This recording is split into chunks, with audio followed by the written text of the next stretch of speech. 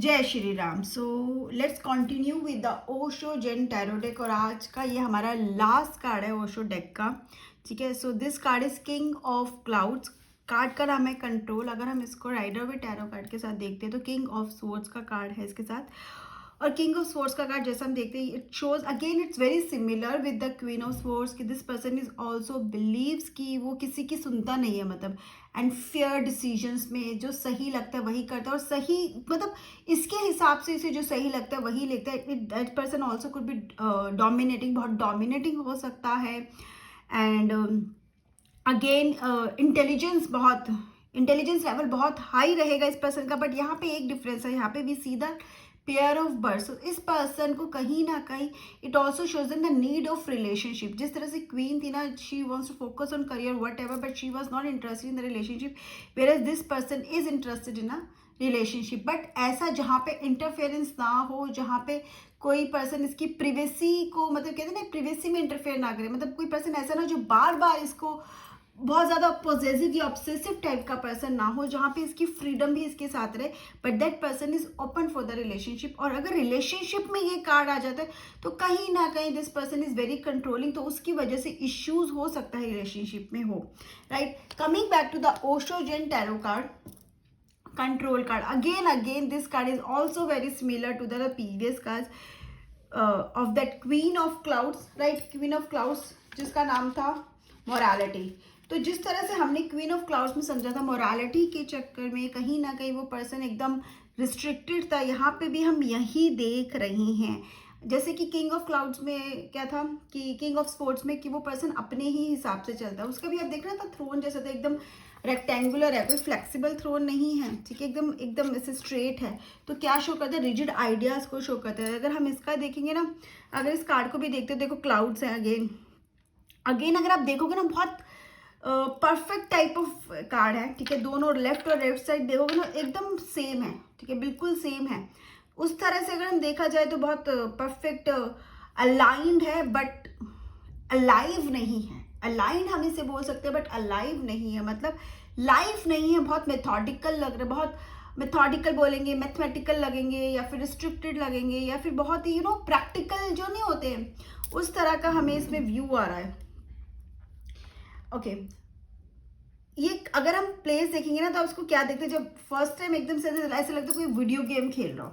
ठीक है, ये दोनों हैंड्स है ना, ऐसा लगता है इसने होल्ड किया हो, कोई वीडियो गेम खेल रहा हो, तो वो कंट्रोल कर रहा हो, बट ये खुद एक कंट्रोल में है। ठीक है, उसने खुद को कंट्रोल्ड करा हुआ है, खुद को वैसे इसमें लगा जैसे खुद कंट्रोल्ड है।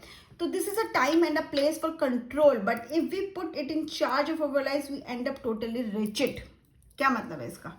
ठीक है, ये पहली लाइन है गाइड बुक में कंट्रोल कार्ड के लिए। आज का जो टाइम है ना कहीं कंट्रोल का होता है, और अगर हम अपनी लाइफ्स को इंचार्ज कर देते हैं, ठीक है, और हम अपनी लाइफ्स का चार्ज अपने हाथों में ले लेते तो होता क्या है, बेसिकली हम अपने खुद पे कंट्रोल करें तो होता है कि हम बहुत रिजिड हो जाते हैं, बहुत इनफ्लेक्सिबल हो जाते हैं। कंट्रोल का टाइम तो है, बट कंट्रोल किस चीज़ पे करना है? ठीक है, क्या कंट्रोल लाइफ पे करना है? हम लाइफ को कंट्रोल करेंगे तो क्या होंगे, हम बहुत इनफ्लेक्सिबल हो जाएंगे। जो फिगर भी इस कार्ड में दिखाएगी क्या है, एनकेस्ड। एनकेस जैसे शोकेस में कोई सामान रखा होता है, किसी जगह पर ऐसी चीज़ को आपने फिक्स कर दिया कि बस वो वहाँ से हिले ना, इसी तरह से पर्सन भी ऐसे फिक्स्ड लग रहा है इस पूरे पेरीमीटर में, या हम समझेंगे इस जगह पर। ठीक है, जो एक तरह का थ्रोन बोलो, ठीक है, एक तरह का एक आपको बोलो हाउस बोलो, ठीक है, या उसका क्यूबिकल बोलो, वहां पर ये फिक्स है। ठीक है, अगर आप ये देखोगे ना तो एंगल्स जो है पिरामिड शेप का है। ठीक है, ये यहाँ से ऐसे पिरामिड शेप है जिसने उसको सराउंड किया हुआ है पिरामिड शेप में। अगेन यहाँ पे बड़ा देखो ट्रायंगल है, यहाँ पे पिरामिड का भी ट्रायंगल बना है, रेक्टेंगल है, बहुत ही अगेन मैथमेटिकल सा, बहुत प्रैक्टिकलिटी हमें शो करने से हम क्या को यूज करते हैं, मैथमेटिकल फिगर्स जब बहुत ज्यादा शो होते हैं, उस तरह की शेप्स, बहुत क्लियर शेप्स यूज होती है, एजेस वाली शेप यूज हो सकते हैं, वहां पे हम क्या शो करते हैं, वहां पे सिंबॉलिकली प्रैक्टिकलिटी को शो किया जाता है। लाइट देख रहे हो, लाइट ग्लिटर कर रही है बट पेनिट्रेट नहीं हो रही अंदर, बाहर से ही सिर्फ ग्लिटर कर लिया, मतलब लाइफ है बाहर, लाइफ अंदर आना चाहती है, एक स्पार्क लाइफ में आना चाहता है, बट वो पेनिट्रेट ही नहीं हो पा रहा, वो अंदर जा ही नहीं पा रहा। इतना ज़्यादा ये इन केस जो है इतना ज़्यादा ये जो बाहर की बाउंड्रीज है, ये जो भी क्यूबिकल है उसका जो शेड है इतना ज़्यादा स्ट्रॉन्ग है कि वो उसको अंदर तक जाने ही नहीं दे रहा, ठीक है। एंड उसके सरफेस तक, उसके उसके उस तक, इस फिगर तक, इस पर्सन के थ्रू जा ही नहीं रहा है। जैसे कि कहीं ना कहीं एक मम्मीफाइड, आपने वर्ड सुना है मम्मीफाइड कर दिया, जैसे मम्मी को हम कर देते हैं उसके बाद आप मम्मी को आप वहाँ से फिक्स नहीं करते, जैसे मम्मीफाइड जहाँ जैसा स्ट्रक्चर हमें यहाँ पे फील हो रहा है। और ये क्या स्ट्रक्चर किसी ने इस पे बनाया नहीं, ये स्ट्रक्चर आपने खुद ही अपने अराउंड किया, ये आप ही को तो रिप्रेजेंट कर रहा है। कार्ड जो भी है वो हमें तो रिप्रेजेंट करते हैं, हमारी लाइफ को, हमारे आसपास के एटमॉस्फेयर को, तो ये कार्ड भी हमें ही रिप्रेजेंट कर रहा है। ऐसा स्ट्रक्चर हमने आसपास खड़ा कर लिया है कि जिसके बाहर हम आना ही नहीं चाहते, हमें लगता है हम बाहर आएंगे तो शायद सब कुछ बिखर जाएगा, या हम बिखर जाएंगे, या हम हैंडल नहीं कर पाएंगे, या फिर हम आ नहीं सकते। हो सकता है एट प्रेजेंट आपको लग रहा हो बहुत रिस्ट्रिक्टेड हो, लेकिन उस रिस्ट्रिक्शंस को क्रिएट तो आप ही नहीं किए ना, शायद कहीं ना कहीं अपनी कंडीशनिंग के थ्रू। अगर हम देखोगे इसकी लोअर पार्ट में तो ट्रायंगल है, एक सिर्फ ट्रायंगल है, ठीक है, जो अराउंड है, तो मतलब, और उसका एक नाइफ पॉइंटेड, एक नाइफ होता है ना, नाइफ की तरफ पॉइंटिंग है, जैसे जो किसी को ना कट कर देगा, सेपरेट कर देगा, ठीक है, इस तरह के। मतलब ये क्या शो कर रहा है, ये शो कर रहा है कोई इसके पास आने की कोशिश भी करते ना तो वो इतना ज़्यादा उसने अपने आप को पॉइंटेड बना लिया, इतना ज़्यादा अपने आप को शार्प कर लिया कि कोई आ ही नहीं सकता।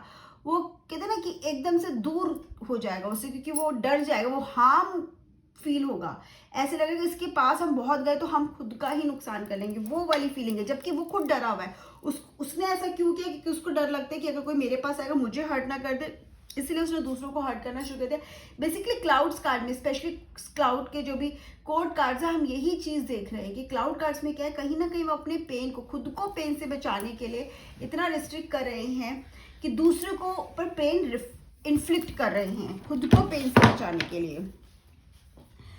अगर वर्ल्ड देखें तो बिल्कुल ऑर्डर्ड है, परफेक्ट है, बट क्या है, स्पॉन्टेनिटी नहीं है, वल्नरेबिलिटी नहीं है एंटर करने के लिए। जो बहुत ज़्यादा परफेक्शन होता है ना, वहाँ पे स्कोप नहीं होता कुछ चेंज का, वहाँ पे लाइफ प्रेजेंट नहीं होती, क्योंकि हर चीज़ को हमें उसी तरह से करने पड़ेगा। हम कुछ अलग नहीं कर सकते, हम कुछ एकदम स्पॉन्टेनियस नहीं कर सकते, हर चीज़ ऑर्डर्ड रहेगी, हर चीज़ का एक तरीका है, आप अपनी मर्जी से नहीं कर सकते, जैसे चीज़ें हैं वैसे ही करनी पड़ेगी। और जो ये इमेज है ना किंग ऑफ फ्लावर्स की, वो हमें कहीं ना कहीं याद दिलाता है, ठीक है, याद दिलाते हैं किसको, हमारे खुद की कंस्टिट्यूशंस को, हमारे रिस्ट्रिक्शंस को, हम कितना रिस्ट्रिक्टेड है, हमने अपने आप को रिस्ट्रिक्ट कर लिया है, हम दूसरों के साथ कनेक्ट नहीं हो रहे हैं। क्यों? क्योंकि हमें लगता है हम कहीं भटक ना जाएं, हम कहीं वहाँ तक ना पहुँचने से रह जाए जहाँ हम पहुँचना चाहते हैं, हम खुद को हर्ट ना कर ले, हम कहीं ना कहीं अब शेयर करने से डरते हैं कि कोई हमारा मजाक ना उड़ाए। रीज़न कुछ भी हो सकता है, बट ये चीज़ें तो हैं। हर इंसान कहीं ना कहीं रिस्ट्रिक्टेड तो है, हर इंसान कहीं ना कहीं बात करने से तो डरता है, या फिर अगर बात करना भी चाहते तो उसके पास कोई बात करने के लिए, क्योंकि अगर आधे लोग बात करना चाहते तो आधे लोग ऐसे जो कहते हैं कि just stay away from us, right. ये कार्ड हमें क्या मैसेज दे रहा है, क्या याद करवा रहा है, क्या गाइडेंस दे रहा है? जस्ट टेक इट ईजी, ठीक है, just take it easy, take a deep breath, ठीक है। अपनी कहते हैं ना, उसको कहते हैं ना कि जब हम एकदम बिल्कुल एकदम प्रोफेशनली रेडी होते हैं, टाइज लगाते हैं, तो उस टाइज को लूज कर लो थोड़ा सा आराम से, इतना प्रेशर लेने की ज़रूरत नहीं है। अगर कोई गलती हो भी जाएगी, और हम ऐसा क्यों भी करते हैं, हमें लगता है हमें कोई गलती नहीं हो जाए, इसलिए हम हर चीज़ रूल बुक के हिसाब से करते हैं, कि हम गलत करने से डरते हैं, गलती करने से डरते हैं, क्रिटिसाइज होने से डरते हैं। लेकिन इट इज़ ओके अगर गलती हो जाएगी, ठीक है। अगर थोड़ी बहुत चीज़ें आप नहीं संभाल पाए, हो सकता है आपको नहीं पता, आप नहीं कर पाए, आप गलत कर जाओ, हो सकता है ब्लंडर तक हो जाए, but it is okay, it is okay. Life को सीखने के लिए, लाइफ को समझने के लिए और लाइफ को जीने के लिए गलतियां करनी भी उतनी ही ज़रूरी है। हर चीज़ में आप टॉप नहीं हो सकते, उस टॉप तक पहुंचने के लिए भी बहुत गलतियां करोगे तभी तो टॉप तक पहुंचोगे। लेकिन ऑलरेडी इतना रिस्ट्रिक्ट कर लोगे तो कैसे खुद को सीखने की भी, तो यहाँ पे अगर आप ऐसे हो जाओगे, अपने आप को इतना वो कर लोगे, तो आप सीखने में भी खुद को लिमिट कर लोगे कहीं ना कहीं। और आप कभी भी देखना, जितने भी कंट्रोल लोग होते हैं, जो डोमिनेटिंग है, जो बहुत ज़्यादा कंट्रोल करते हैं, कहीं ना कहीं बहुत ज़्यादा नर्वस होते हैं। क्यों? क्योंकि अगेन वही बात, उन्होंने पेन को हाइड कर रखा होता है, और उस पेन से खुद को बचाने के लिए वो इस तरह के हो जाते हैं। और बहुत बार आप देखोगे वो लोग ज़्यादा डोमिनेटिंग होते हैं जिनको कभी डोमिनेट किया होता है, क्योंकि उनको लगता है यही एक तरीका है लाइफ का, लाइक बट अगर आप अनकंट्रोल्ड हो, फ्लोइंग हो, अलाइव हो, तब आप नर्वस नहीं होते, तब आप डरते नहीं हो, क्योंकि you are ready to expect the unexpected. आप हर चीज़ को, सिचुएशन को फेस करने के लिए तैयार हो, और नर्वस होने की तो कोई ज़रूरत ही नहीं है। जो भी होगा होगा, जिसको होना है, जैसे होना है, चीज़ें होंगी। आप प्रोटेक्ट करके चलोगे तब भी हो सकते हैं, नहीं करोगे तो भी। तो डरने की क्या ज़रूरत है, फेस करने की ज़रूरत है, ठीक है। फ्यूचर से आप एक्सपेक्टेशंस नहीं कर सकते हो, और फ्यूचर को आप कहते हैं ना, हम जितना मर्जी कोशिश कर, लेकिन फ्यूचर में क्या होने वाला है हम उसको प्रिडिक्ट नहीं कर सकते। सिर्फ एक आइडिया, प्रोबेबिलिटी हम फील कर सकते हैं। और हम फ्यूचर के लिए नहीं आज जी रहे हैं, ठीक है। हमारी जो लाइफ है वो प्रेजेंट में है, तो फिर हम क्यों इतना एक्सपेक्टेशंस रखते हैं, क्यों अपने आप को रिस्ट्रिक्ट करते हैं, क्यों आगे की सोच के हम अपना आज खराब करते हैं। अगर माइंड को हम इतना करेंगे तो क्या होगा, कहीं ना कहीं हम खुद को फ्रीज कर लेंगे। माइंड को कंट्रोल नहीं करना है, बस माइंड को कंट्रोल करने की जरूरत नहीं है, कि माइंड को कंट्रोल करने का क्या मतलब है। तो माइंड को कंट्रोल करने का सिर्फ एक मतलब होता है कि जब हम नेगेटिविटी में ना जाए। इसका मतलब ये थोड़ी ना कि हम खुद को अब सबसे अलग कर लें। We don't have to control the mind in that way. हमेशा हर चीज़ को ना बैलेंस वे में करना है। इतना भी कंट्रोल नहीं करना कि बस हम दूर हो जाएं सबसे, राइट। लाइफ ही उसमें फ्लो ना कर पाए, हमारी बॉडी में लाइफ जा ही ना पाए, हम ऐसे फ्रीज ना हो जाएं, इसकी ज़रूरत नहीं है। अगर हम एनर्जी को अलाउ करेंगे तभी तो हम सरफेस पर आ पाएंगे, ठीक है। तभी तो हम फील कर पाएंगे लाइफ को,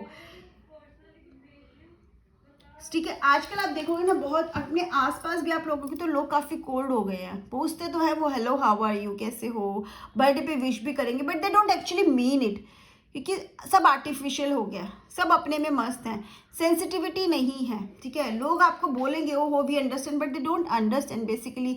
जब आप एक्चुअली प्रॉब्लम में होते कौन होता है, तो ये this is actually it had happen, हर जगह ऐसा ही हो गया है।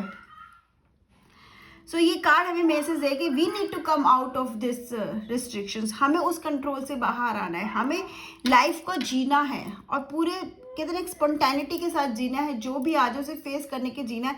इतना प्रोटेक्ट करके मत चलो कि लाइफ कब आई और कब चलेगी पता ही ना चले। This is what I understand with this card. Bye bye, have a great day, take care.